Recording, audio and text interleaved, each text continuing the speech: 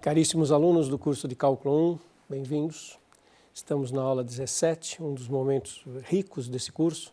Hoje nós vamos falar de um tema lindíssimo que é polinômio de Taylor e é um tema de uma quantidade muito importante de aplicações do cálculo. Nós vamos retomar a ideia de reta tangente e falar em aproximação linear. Na verdade, nós já falamos um pouco disso.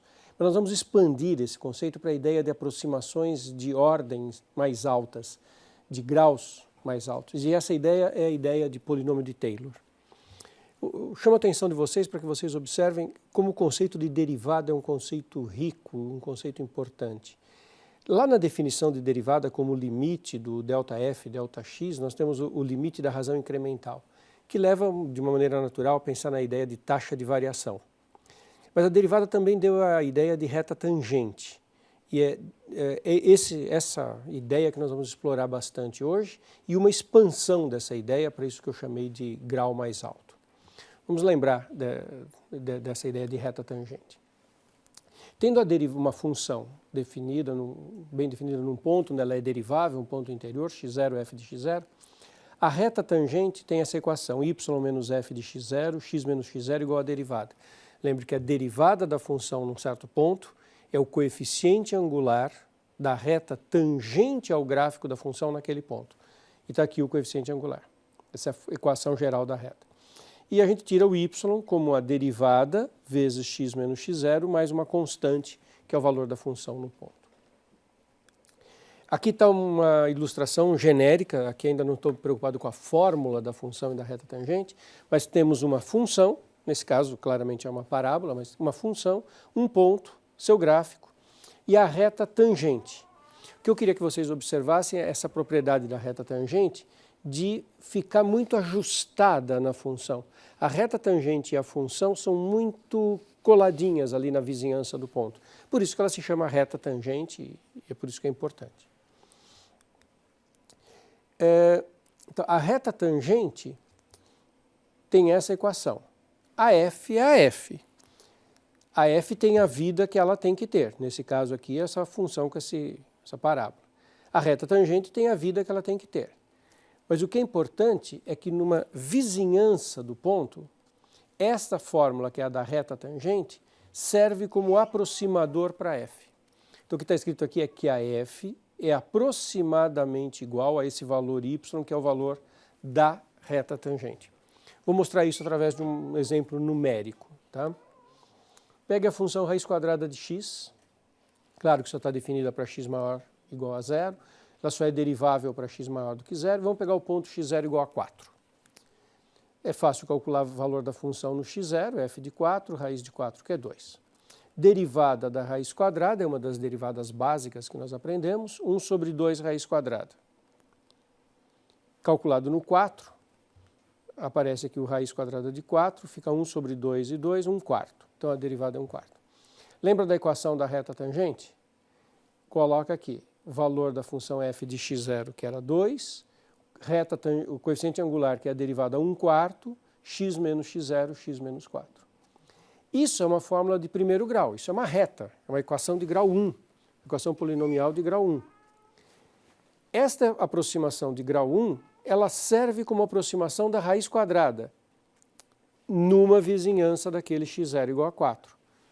Então, se você olhar aqui, e agora aqui eu estou olhando a função real pontual, está aqui, ó, raiz de x, tem exatamente esse gráfico, a reta tangente no x0 igual a 4. 4, o valor da função é 2. Observe que a reta tangente, quando aqui x é 4, isso fica 0, dá 2. Observe que a reta tangente passa pelo eixo y no 1.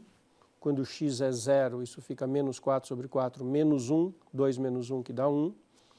E observe que numa vizinhança do 4, a reta tangente e a própria função ficam muito ajustadas, muito próximas.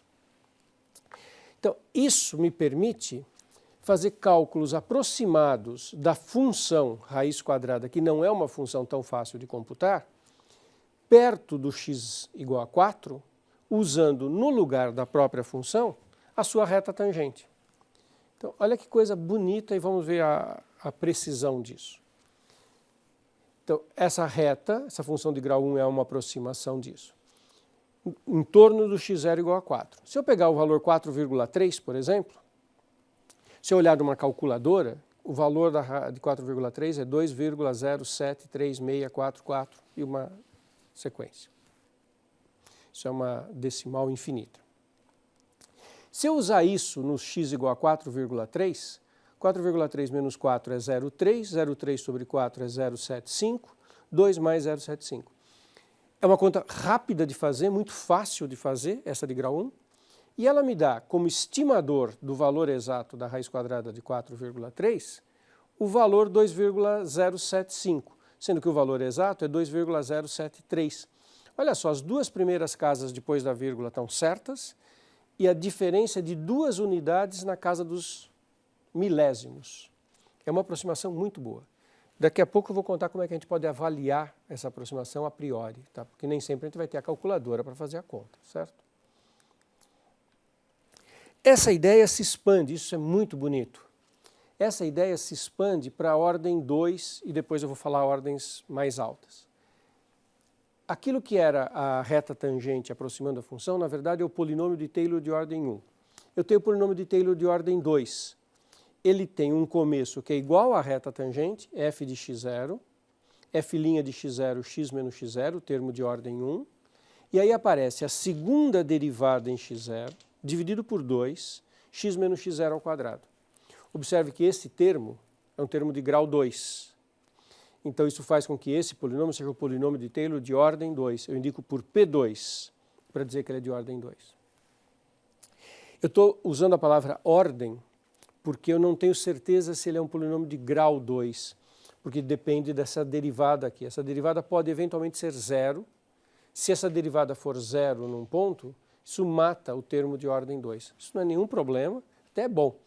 Quer dizer, o que pode acontecer é que o polinômio de Taylor de ordem 2 tenha grau 1, porque a segunda derivada no ponto pode ser 0. Isso ocorre, por exemplo, com seno. Depois, daqui a pouquinho eu mostro. Então, mas o que é importante é que essa expressão expande a expressão de reta tangente, ela é de ordem 2, não de ordem 1, e ela é uma aproximação de ordem 2 da função f. Ela é uma aproximação melhor do que a aproximação de ordem 1. Vamos voltar para a nossa função raiz quadrada de x. Raiz quadrada de x no x0 igual a 4. A gente já viu que o valor da função é 2, já vimos que a derivada dava 1/4. Agora vamos ter que ir para a segunda derivada. Então, a fórmula da primeira derivada é 1 sobre 2 raiz de x. Observe que isso é meio. X elevado a meio no denominador é x elevado a menos meio. Então, escrevendo desse jeito, fica mais fácil para calcular a segunda derivada. Por isso que eu passei da forma raiz para a forma potência. Agora vamos derivar com aquela regra de abaixar o expoente. Abaixo o menos meio, fica esse menos 1/4. Meio com o menos meio que abaixou. X elevado a uma unidade a menos no expoente. Onde era menos meio, você subtrai 1. Diminui uma unidade no expoente. Menos meio menos 1 é menos 3 meios. Isso vai para o denominador. X elevado a 3 meios no denominador, que é raiz quadrada de x ao cubo. Então, a segunda derivada é dada por esta fórmula, segundo as nossas regras de derivação lá do comecinho do nosso curso.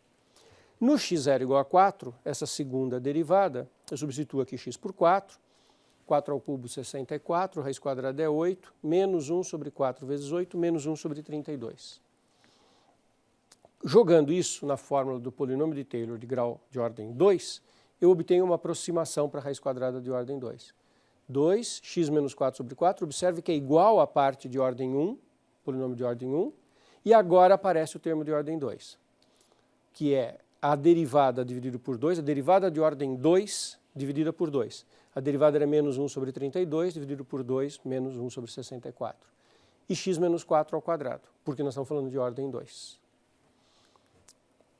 Se você usar isso para estimar 4,3, lembra que eu acabei de fazer a conta do raiz quadrada de 4,3? Lembra que o valor exato era 2,073644? Eu tinha obtido 2,075 quando eu fiz com o polinômio de Taylor de ordem 1. Quando eu faço com o polinômio de Taylor de ordem 2, também é uma conta fácil de fazer, e eu obtenho 2,0735. Observe que agora a terceira casa depois da vírgula já coincidiu. Antes eu tinha 0,75, tinha duas casas depois da vírgula corretas e 0,2 de diferença na terceira casa. Agora eu tenho três casas coincidindo e 0,1 de diferença na quarta casa. Quer dizer, tem uma unidade de erro na casa dos décimos de milésimos. Olha que aproximação eficaz. Isso, na prática, isso é muito usado, porque a gente pode, ao fazer modelos matemáticos, não usar a fórmula que é mais complicada e usar polinômios como aproximadores nas vizinhanças do ponto. Isso é muito bonito, isso é muito rico. Então aqui eu tinha mostrado para vocês a função raiz quadrada, continua aqui em azul.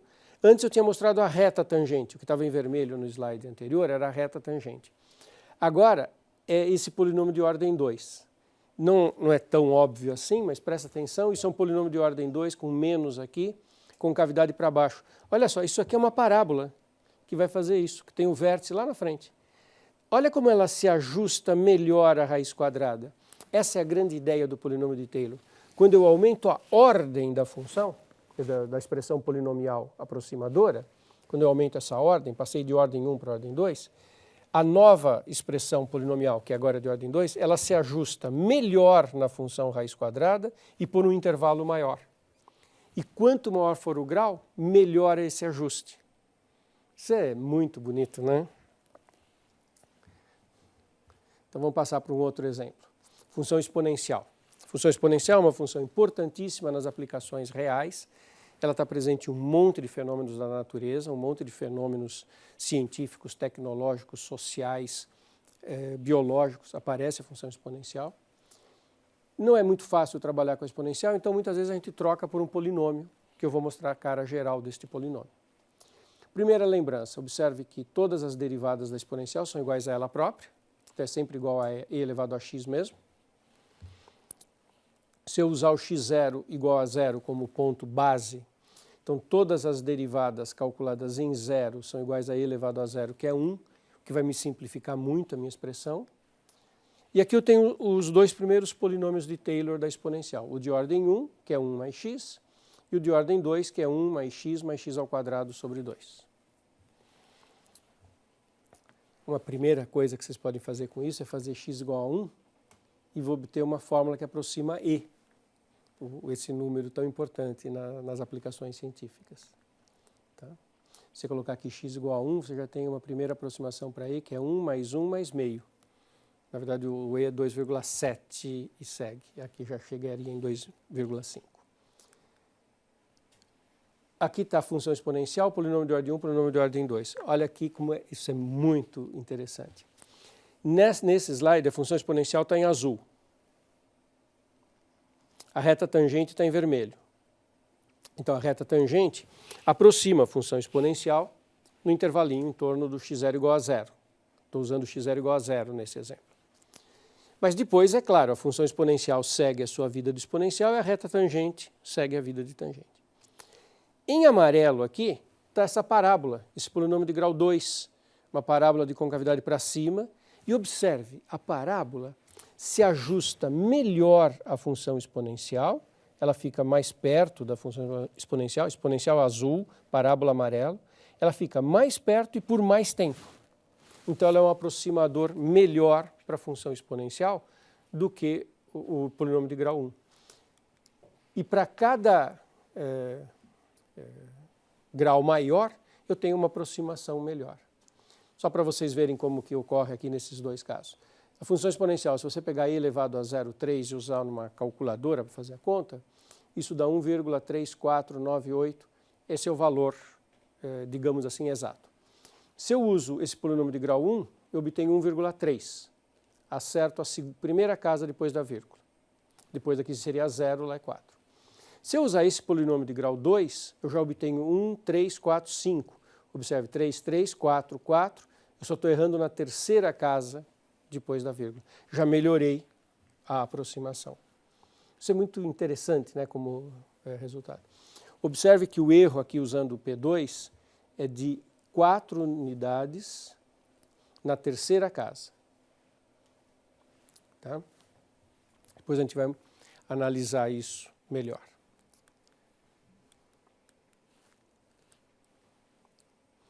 polinômio de Taylor de ordem k, aquilo que eu fiz até a ordem 2, que eu pus aqui a derivada segunda dividido por 2x menos 0 elevado ao quadrado, isso pode ser estendido para qualquer ordem. Você vai aumentando, vai aparecer o polinômio de ordem k, vai até a derivada de ordem k, dividido por k fatorial, x menos x0 elevado a k. Então é interessante, esse 2 não é 2 por acaso, é 2 fatorial, a derivada de ordem k calculada no x0 e x menos x0 elevado a k. E esse polinômio é de ordem k. Então, por exemplo, para exponencial, o polinômio de ordem k é 1 mais x, x2 sobre 2 fatorial, x3 sobre 3 fatorial, até xk sobre k fatorial, porque as derivadas no x0 igual a 0 são todas iguais a 1. Então, esse termo derivada é igual a 1, fica 1 sobre k fatorial, e x aqui é 0, x elevado a k. E isso é um bom aproximador da função exponencial. Quando você tiver que trabalhar com a exponencial, você pode trocar por essa expressão polinomial, que você tem uma precisão muito boa. Até que grau você vai? Daqui a pouquinho a gente fecha esse estudo falando disso. Um outro exemplo, seno no 0, x0 igual a 0. A seno vale 0, a derivada é cosseno, a derivada vale 1, a segunda derivada é menos seno, que vale 0, a terceira derivada é menos cosseno, que vale menos 1. Então, vamos olhar os polinômios de Taylor da função seno. O de ordem 1 é x, então seno de x é aproximadamente x. Lembra que o limite do seno de x sobre x era 1? Está associado com isso aqui, que o x pode ser usado como aproximador do seno. Quando você faz ordem 2, a segunda derivada é 0. Então não aparece polinômio de Taylor novo de ordem 2, ele coincide com o de ordem 1. Quando você faz o de ordem 3, aí a terceira derivada é menos 1, esse é o 3 fatorial e esse é o x menos 0 ao cubo. Então isso é um aproximador para o seno, melhor ainda. Quando você usa a derivada de ordem 4, a derivada de ordem 4 é 0. Então o polinômio de ordem 4 coincide com o polinômio de ordem 3. Aparece um termo novo na ordem 5, x à quinta sobre 120. E, em geral, o polinômio de Taylor de ordem k da função seno é dado por uma expressão que só tem expoentes ímpares, é alternada, observa, mais, menos, mais, por isso que tem esse menos 1 elevado a n. Por exemplo, esse termo de ordem 5 vem do n igual a 2. Você tem menos 1 ao quadrado, que fica mais, x elevado a 5, 4 mais 1, e 5 fatorial. Mas poderia fazer n igual a 3, daria o termo de ordem 7. E porque as derivadas do seno de ordem par são 0, o polinômio de Taylor de ordem do seno só vai ter os termos de ordem ímpar. Uma pergunta que fica, todos os exemplos anteriores, eu usei uma calculadora para calcular o valor exato, para mostrar para vocês quanto que o polinômio de Taylor estava dando um valor bem aproximador. Mas se eu tiver a calculadora, eu não preciso do polinômio de Taylor. Muitas vezes é verdade, exceto quando eu estou fazendo modelagens, etc., que eu troco a função por. Mas imagine que você não tem a calculadora. Dá para saber qual é o erro que você está cometendo? Sim. Erro é o valor da diferença em módulo entre a função exata e a função polinomial. Isso que eu chamo de erro ou resto. Tá? Então, eu sei que a f é aproximada pelo polinômio, eu olho a diferença, valor exato da f e valor aproximador do polinômio. Eu pego isso em módulo, chamo isso de resto ou de erro.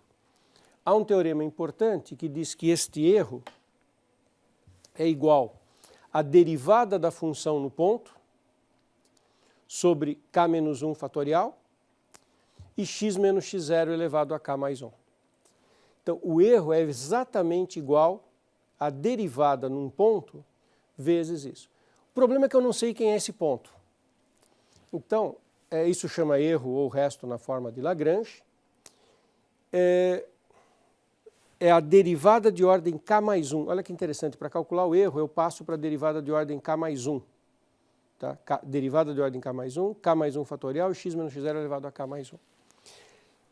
Só que eu não sei quanto que é esse c. O teorema não fornece. Então, na prática, olha o que eu faço. Eu primeiro tento olhar para a fórmula da derivada de ordem k mais 1, e achar um número que é maior do que ela, um majorante. Tá? Então eu localizo um majorante para a derivada. Aí o módulo do erro é menor do que esse majorante, x menos x0 elevado a k mais 1 fatorial. Tá? E agora eu posso mostrar isso para vocês, por exemplo, no caso da exponencial. 1 mais x0 ao quadrado sobre 2. A gente fez a conta com o polinômio de ordem 2, que deu 1, 3, 4, 5. Imagina que você não tem a calculadora. Como é que você estima o erro que foi cometido? Usando 3 como majorante, por que 3 como majorante? Porque é exponencial. Exponencial calculado em algum valor entre 0 e 1, porque eu estou calculando na aproximação no 0,3. Eu não sei quanto que vale a exponencial, mas certamente e é menor do que 3. Então 3 serve como majorante. É até um majorante abusivo, eu não precisava tanto, mas é o que eu sei dizer. E elevado a c é menor do que 3, porque esse c está entre 0 e 0,3, exponencial é menor do que 1. Então, se eu usar 3 como majorante e fizer essa conta, eu descubro que o erro é menor que 0,0045. Se a gente comparar os valores exatos, exatamente eu tinha mostrado para vocês que o erro estava de ordem 4 aqui na terceira casa. Quando eu tenho a calculadora, eu posso fazer essa conta e comparar. Mas imagine que você não tem a calculadora. Você usa o polinômio de Taylor, você olha o módulo do erro e o módulo do erro é menor do que isso e você sabe o tamanho do erro que você cometeu. Tá ok? Bonito isso, né?